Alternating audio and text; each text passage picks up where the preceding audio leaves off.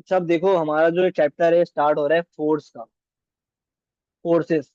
अब फोर्स क्या होती है, पहले ये पढ़ना पड़ेगा हमें कि डेफिनेशन क्या है फोर्स की। तो लिखो अपने पास डेफिनेशन फोर्स की। A force is a push और अ पुल। क्या पुश है या पुल होगा, ठीक है, फोर्स में। That acts on object, that acts on object, on an object due to the interaction with another object, with another object. बहुत सिंपल डेफिनेशन है कि फोर्स क्या है, पुश है या पुल है, जब जो कब काम करती है ऑब्जेक्ट पे, जब वो किसी और ऑब्जेक्ट के साथ इंटरेक्ट करता है, टकराता है या फिर टच करता है, ठीक है। तो जब जो है फोर्स जनरेट होती है। और फोर्स है क्या, पुश और पुल है। कब होती है, जब दो ऑब्जेक्ट आपस में इंटरेक्ट करते हैं। तो ये है फोर्स की डेफिनेशन। ये अपने पास नोट कर लें। अब जो है ना, force can affect of bodies in a variety of veg. Force जो है ना ऑब्जेक्ट पर, या जो बॉडी इस पे वो काम कर रही होती है, तीन तरह से काम करती है। नंबर वन, फोर लिखो, force can affect bodies. Bodies मतलब ऑब्जेक्ट्स, एक ही बात है, ठीक है। In a variety of ways, in different ways, different ways. पहला तरीका क्या है, जैसे जिससे फोर्स जो है अफेक्ट करती है बॉडी को, कि वो उनकी स्पीड चेंज कर देगी। चेंज इन स्पीड, या तो स्पीड बढ़ा देगी या कम कर देगी। अगर फोर्स बढ़ाओगे तो स्पीड बढ़ जाएगी, ठीक है। जैसे गाड़ी है, आप कार ड्राइव कर रहे हो, तो अगर रेस पे पाँव रखोगे, फोर्स बढ़ाई रेस पे आपने, तो गाड़ी की स्पीड जो है और बढ़ तेज हो जाएगी। ब्रेक मारा तो स्पीड कम हो जाएगी। तो ये काम फोर्स कर रही है। फोर्स जो है गाड़ी की स्पीड कम ज्यादा कर रही है। तो इस तरह फोर्स जो है अफेक्ट करती है। नंबर टू, फोर्स जो है डायरेक्शन चेंज कर देती है। जैसे आप अगर लेट से आपने अगर एक गेम खेला हो बैडमिंटन, उसमें जब जो है, या फिर आपने टेनिस खेला हो, टेनिस, जब बॉल आती है आप मारते हो, बॉल आ रही होती है इस डायरेक्शन में, बॉल आ रही होती है इस डायरेक्शन में आ रही होती है। जैसे ही आप मारते हो उसको, तो डायरेक्शन चेंज हो जाती है, इस तरह चली जाती है। आ रही होती है इस डायरेक्शन में, जैसे ही आप मारते हो उसको, हिट करते हो, तो डायरेक्शन बदल लेती है। इस तरफ आ रही होती है, इस तरफ चली जाती है। तो ये काम भी फोर्स कर रही है कि ऑब्जेक्ट का, बॉडी का डायरेक्शन चेंज कर रही है। थर्ड काम जो फोर्स करती है ना, वो क्या करती है, शेप चेंज कर देती है। शेप चेंज करती है, शेप। किस तरह, आपके पास जो है एक स्प्रिंग है, स्प्रिंग, ठीक है, स्प्रिंग। आपने उसको प्रेस किया, प्रेस किया स्प्रिंग को, तो ये अभी इसकी शेप ये थी, तो ये पिचक गया इस तरह, शेप चेंज हो गई। तो तीन काम करती है फोर्स। फोर्स स्पीड को अफेक्ट करती है, या बढ़ा देगी कम कर देगी, या फिर डायरेक्शन को चेंज कर देगी, या फिर शेप चेंज कर देगी। ये तीन काम करती है फोर्स। और फोर्स है क्या, या पुश है या पुल है, ठीक है। जो कब होती है, अगर जब दो बॉडीज आपस में इंटरेक्ट करती हैं, आपस में मिलती हैं।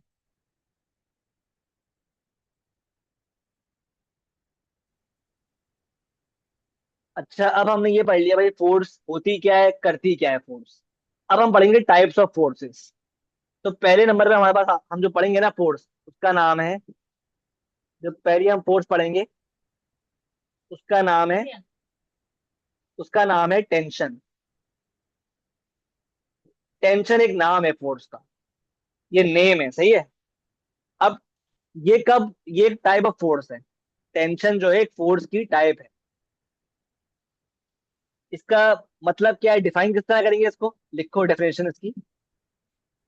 Tension is the force experienced experienced by a cable, rope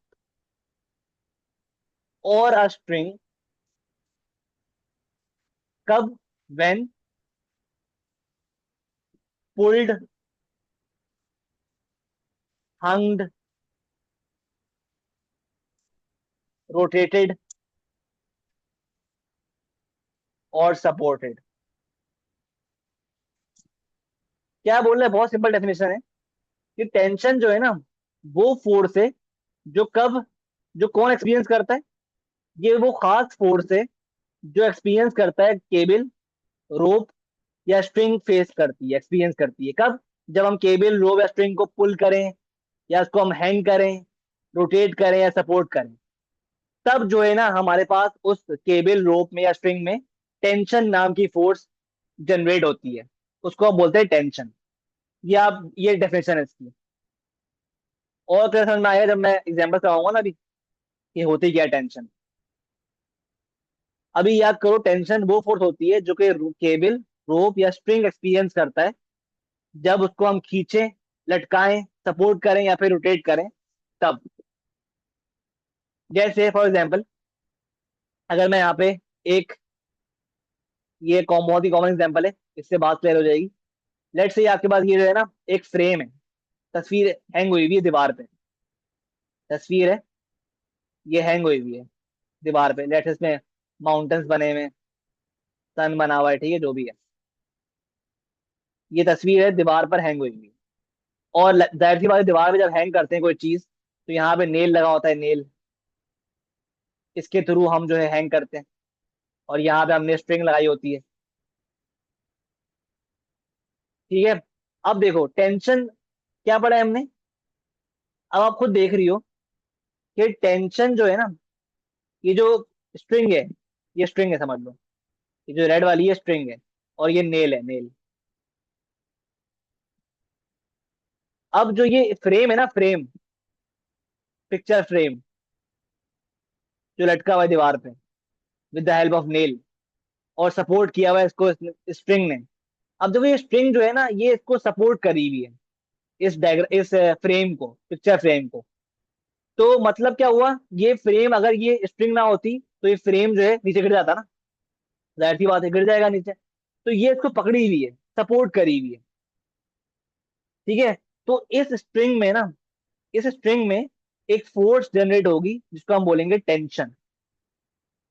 इस स्ट्रिंग में एक फोर्स जनरेट होगी जिसको हम बोलेंगे टेंशन, क्योंकि हमने क्या पढ़ा टेंशन के बारे में, ये वो फोर्स होती है experience by a rope, cable या कोई भी स्ट्रिंग हो, जब उसको हम पुल करें, हंग करें या रोटेट करें या फिर सपोर्ट करें। अब खुद देखो, ये तस्वीर का अपना वेट है ना, तो ये वेट जो है ये रस्सी को, स्ट्रिंग को पुल कर रहा है नीचे। तो इसी इसी वजह से टेंशन जो है इसमें जनरेट हो रही है। और याद रखना टेंशन का के बारे में, टेंशन जो है ना हमेशा ऑब्जेक्ट से अवे मूव करती है, अवे जो है एक्ट करती है। ये पॉइंट लिख लो मेरे पास। Tension, tension always acts opposite, away, acts away from the mass. जिस मास पर की वजह से टेंशन अप्लाई हो रही होगी ना, उस मास से टेंशन हमेशा अवे एक्ट करेगी। मतलब आप खुद देखो यहाँ पर, हमारे पास रस्सी, ये रही स्ट्रिंग, स्ट्रिंग में टेंशन जनरेट हो रही है। अब ये रहा मास, पिक्चर फ्रेम मास है ना। मास क्या होता है, कोई भी जो है ऑब्जेक्ट, मास कह लो, सही है? किसी भी ऑब्जेक्ट को मास कह लो आप। अब देखो ये मास जो है नीचे पुश कर रहा है, ये इसका वेट है ना, वेट जो नीचे, वेट हमेशा नीचे एक्ट करता है, towards the centre of the earth. अब जो टेंशन होगी ना, टेंशन जो इस स्ट्रिंग में एक्ट कर रही है, वो हमेशा इस मास से, ये जो मास अटैच हुआ है रोप से, इससे अवे एक्ट करेगी, इससे इससे अवे एक्ट करेगी। मतलब ये रोप है, रेड से मार्क की हुई है मैंने। ऐसा नहीं है कि टेंशन यूं एक्ट कर रही है, बल्कि टेंशन जो है वो, जो ये मास है ना, जो अटैच हुआ हुआ है रोप से, इसके ऑपोजिट एक्ट कर रही है, अवे कर रही है, इससे दूर जा रही है। तो ये है टेंशन, ये टेंशन फोर्स की डायरेक्शन ये है आपके पास, जो इस पिक्चर में दिख रही है। वेट डाउनवर्ड्स कर रहा है एक्ट हमेशा। वेट जो फोर्स है, वेट भी एक फोर्स ही है, पढ़ेंगे इसके बारे में। वेट भी एक फोर्स ही है जो downward towards the centre of the earth act करता है। तो वेट डाउनवर्ड एक्ट कर रहा है, और टेंशन जो है इस मास के अवे एक्ट कर रही है, रोप में। और टेंशन कहाँ एक्ट कर रही है? स्ट्रिंग में एक्ट कर रही है, क्योंकि हम पढ़ चुके हैं टेंशन जो है किसी रोप पे एक्ट करती है, या केबल पे एक्ट करती है, या स्ट्रिंग पे एक्ट करती है। और किस किस जगह एक्ट करती है? अवे फ्रॉम द मास। ये दो चीजें याद करनी है आपको टेंशन के बारे में। अवे एक्ट करती है फ्रॉम द मास, और किस पे एक्ट करती है? केबल पे, स्ट्रिंग पे, या रोप पे, जब उसको हम हैंग करें, सपोर्ट करें, या फिर पुल करें। तो ये है ऑल अबाउट टेंशन, जो आपको याद रखना है आगे के लिए। तो ये था ऑल अबाउट टेंशन। तो इसको जरा मैं अगर प्रॉपरली क्लीन दिखाऊं, तो लेट्स से ये आपके पास अर्थ है, जमीन है, फ्लोर है, समझ लो अर्थ। और ये जो है दीवार पर पिक्चर हैंग हुई हुई है, किसी की भी।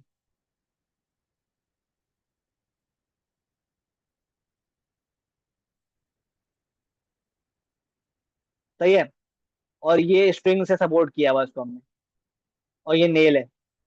तो जो वेट है, ये पिक्चर है, तो वेट हमेशा डाउनवर्ड एक्ट करता है towards the centre of the earth. ये वेट हो गया। और टेंशन हमेशा अवे फ्रॉम द मास, यानी पिक्चर फ्रेम इस केस में एक्ट करेगी। ये टेंशन हो गई टी। आगे बढ़ते हैं। इसके बाद एक और फोर्स आती है, एक और टाइप आती है फोर्स की, जिसको हम बोलते हैं नॉर्मल कॉन्टैक्ट फोर्स। हमने क्या पढ़ी है अभी? टेंशन, टेंशन पढ़ी है, टेंशन फोर्स। अब हम एक और टाइप की तरफ मूव कर रहे हैं, उसका नाम है नॉर्मल कॉन्टैक्ट फोर्स। ये तो बहुत इजी है, इसको डिफाइन कर लेते हैं पहले, होती क्या है नॉर्मल कॉन्टैक्ट फोर्स। डेफिनेशन लिखो इसकी। Is the force arising arising when an object rests rests against another object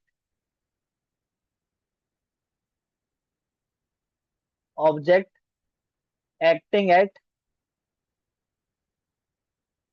90 at a 90-degree angle to the plane of contact, to the plane of contact।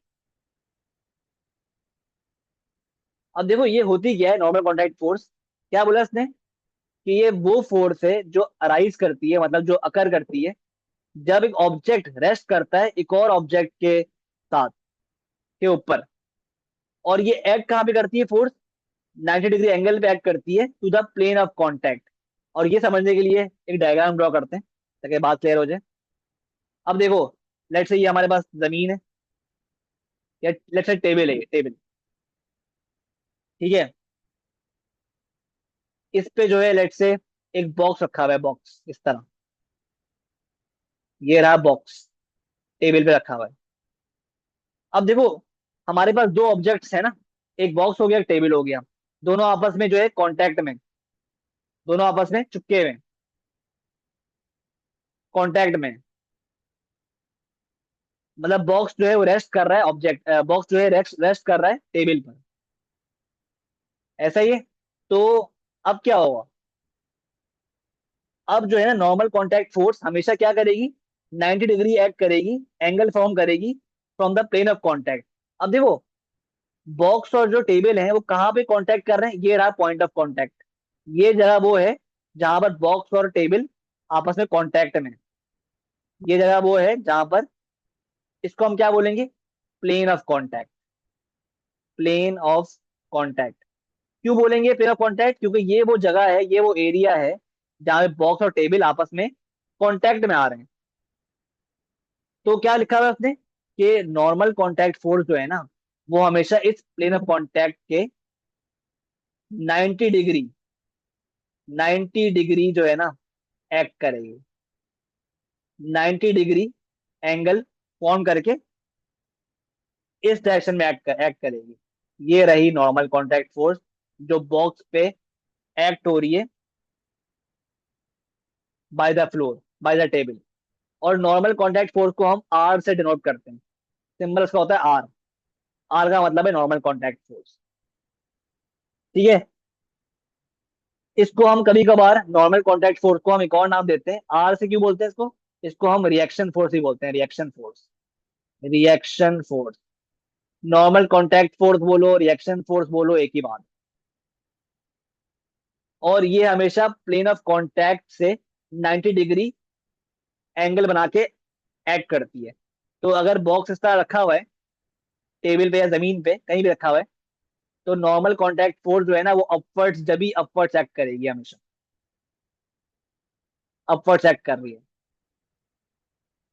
ये रही normal contact force are. और याद रखना normal contact force जो है ना, वो, ये जो है ना, जो ऑब्जेक्ट नीचे होता है वो एक्सर्ट कर रहा है अगले उस पे, बॉक्स पे। मतलब टेबल जो है ना वो एक्सर्ट कर रही है बॉक्स पे। टेबल की वजह से जो है ना नॉर्मल एक्शन फोर्स एक्सर्ट हो रहा है बॉक्स पे। ये बात क्लियर है। तो क्या हुई नॉर्मल कॉन्टैक्ट फोर्स, ये वो फोर्स है जो कि एक्ट करती है 90 डिग्री एंगल पे from the plane of contact. अब लेट से अगर आपके पास जो है इस तरह बनी हुई डायग्राम, एक स्लोप के फॉर्म में बनी हुई है, इस तरह, इस तरह स्लोप बना हुआ है, स्लोप बना हुआ है, और बॉक्स इस तरह रखा हुआ है, इस तरह रखा हुआ है बॉक्स। ये बॉक्स रखा हुआ है। तो अब जो है देखो, अब क्या मसला है। अब हमने देखा भाई कि प्लेन ऑफ कॉन्टैक्ट क्या है। ये रहा प्लेन ऑफ कॉन्टैक्ट। ये रहा हमारे पास प्लेन ऑफ कॉन्टैक्ट। ये रहा प्लेन ऑफ कॉन्टैक्ट। तो अब जो नॉर्मल कॉन्टैक्ट फोर्स है वो इस प्लेन ऑफ कॉन्टैक्ट के 90 डिग्री एंगल फॉर्म करके इस तरफ एक्ट करेगी। ये रही आर। अब यू एक्ट करेगी। ऐसा नहीं कि हर बार वर्टिकली एक्ट कर रही है। जो प्लेन ऑफ कॉन्टैक्ट होगा उससे आप 90 डिग्री एंगल फॉर्म करोगे, तो वहां पे उस जगह एक्ट करेगी, उस डायरेक्शन में एक्ट करेगी नॉर्मल कॉन्टैक्ट फोर्स। ये है आपके पास पूरा concept of the normal contact force. I hope ये कॉन्सेप्ट क्लियर है। सही है। तो याद रखना मत, इसका मतलब क्या हुआ कि जो भी सरफेस होगी ना, उसके हमेशा परपेंडिकुलर एक्ट करेगी नॉर्मल कॉन्टैक्ट फोर्स। और जो सरफेस होती है, सरफेस होगी ना, ये बेसिकली जो है ना, ये क्या हो रहा है, ये पुश फोर्स है, पुश फोर्स। ये जो है ना, ये जो फोर्स, नॉर्मल कॉन्टैक्ट फोर्स है, ये सरफेस जो है ना, सरफेस ये पुश कर रहा है बॉक्स को अपवर्ड्स। जब भी जो है इसको कहते हैं नॉर्मल रिएक्शन फोर्स। जब भी आप कोई चीज रखते हो ना किसी जगह पर, तो जो सरफेस होती है ना, सरफेस वो जो पुश करती है ना, उसको बोलते हैं नॉर्मल कॉन्टैक्ट फोर्स। और वो इस तरह एक्ट करती है। आर दिखा दिया मैंने किस तरह एक्ट करती है। क्लियर है बात।